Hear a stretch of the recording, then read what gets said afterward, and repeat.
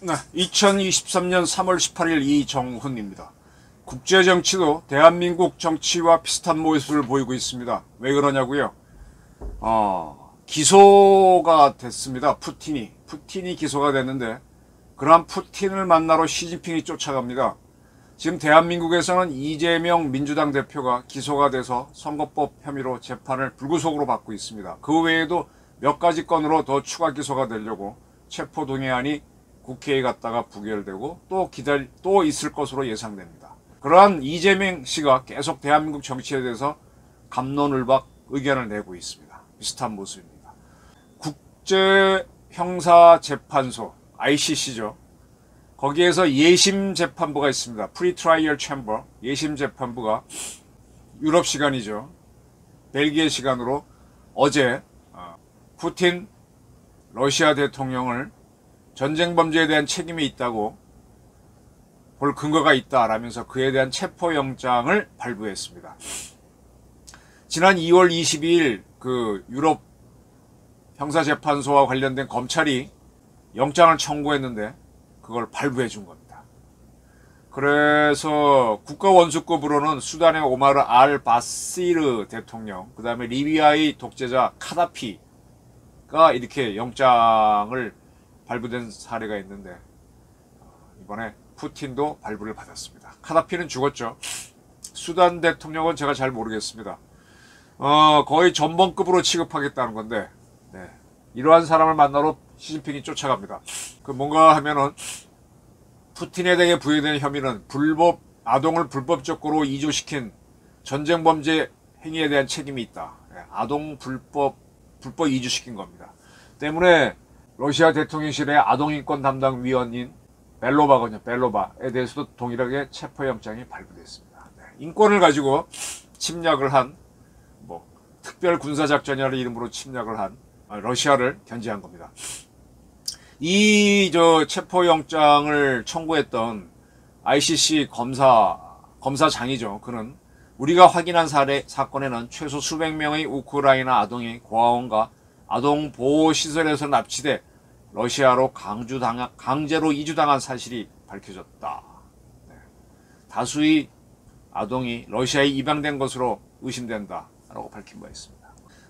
이렇게 이제 체포영장이 발부되면요. 한 나라의 국가 원수일지라도 체포가 돼서 ICC의 재판을 받아야 됩니다.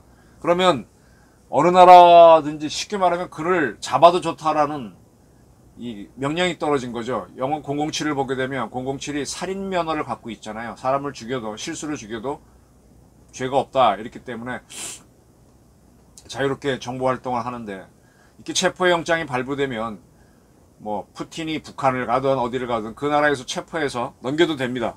그러니까 이제 푸틴은 해외 가기가 좀 불편해지죠. 그래서인가요? 시진핑이 어제 말씀드린 대로 국빈 방문을 합니다. 이게 무슨 뜻일까요? 러시아를. 푸틴은 해외에 나오기 어렵게 된다는 거는 이미 알려진 사실이니까. 그래서 가는 건가요? 또 이렇게 ICC에 체포영장이 발부될 수 있다는 거는 우리들은 잘 몰랐지만 국제정치 세계에서는 알고 있었던 거죠. 이미 청구가 됐으니까. 그거를 무마해주기 위해서 가는 건가요? 아주 다목적 포석에 있는 거죠. 중국 국무원의 외교부장 지냈던 왕이는 지금 당으로 가서도 중요한 자리를 차지했죠. 그가 이미 러시아를 방문해서 그쪽 외교 책임자들을 하고 계속 당의 외교 책임자들을 하고 방문에 대한 회의를 해왔습니다. 중국이 아주 웃기는 게 대한민국을 상대할 때는 국무원의 외교부장 등급이 떨어지죠. 그걸 한국에 보내고 북한이나 미국, 러시아를 상대할 때는 당 소속 외교 책임자를 보냅니다. 더 센 사람을 보냅니다. 이렇게 이제 왕이가 왔다 갔다 했으니 가능하다고 봤는데 4월이나 5월쯤 예상했는데 갑자기 땡겨져서 3월 20날 바로 내일 모레 가게 되는 겁니다.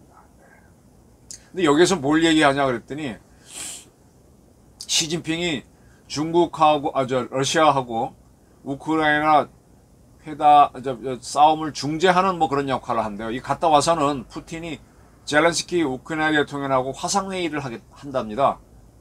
평화 중재자 역할을 하는 건데 웃기는 거죠. 결국은 뭐냐, 푸틴의 가려운 데를 긁어주면서 이 이면에서는 뭐 러시아산 기름을 싸게 산다든지 뭔가 아쉬운 걸 챙기는 거죠. 반대로 이제 시진핑은 지금 한국이 일본하고 가까워지면서 또 한미일 공조가 강화되면서 제2의 러시아로 중국을 만들어 가고 있죠. 위협을 가하는 그런 걸 벗어나기 위한 쇼를 하는 거죠. 중국이 뭔가 역할을 하는 것처럼 침략 국가가 아니다, 침략을 준비하는 국가가 아니다, 그런 걸 보이는 건데 그게 과연 성공을 할까요?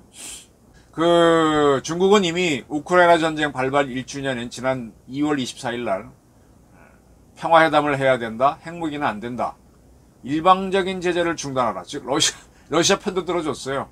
핵무기 사용 안 된다, 평화회담, 핵무기 사용 안 된다는 건 우크라이나 도와주는 것 같지만 평화회담 시작해야 된다는 거는 푸틴의 가려운 데를 긁어주는 거고, 일방적인 제재 중단하라는 것도 러시아의 가장 아쉬운 점을 대변해 준 겁니다. 지금 중국이 사우디아라비아하고 이란의 외교 정상화를 중재하고 있습니다. 이렇게 함으로 해서 이제 자꾸 자기는 공간을 만들면서 지금 대만 위협 때문에 고립되어 있는 걸 벗어나려고 하는 거죠. 이 중국의 이게 세계라고 하는 거는 이제 전쟁으로 가기 전까지 외교전을 막 펼치는데 외교전을 펼치는 거죠. 지금 외교전으로 굉장히 고립되어 가고 있으니까 이렇게 펼치는 겁니다. 글쎄요, 어떤 성과가 있을까요? 이 외교의 밑에는 정보의 세계, 공작의 세계가 있습니다. 외교적으로 고립된 것 뒤에는 정보전의 실패가 있는 거죠.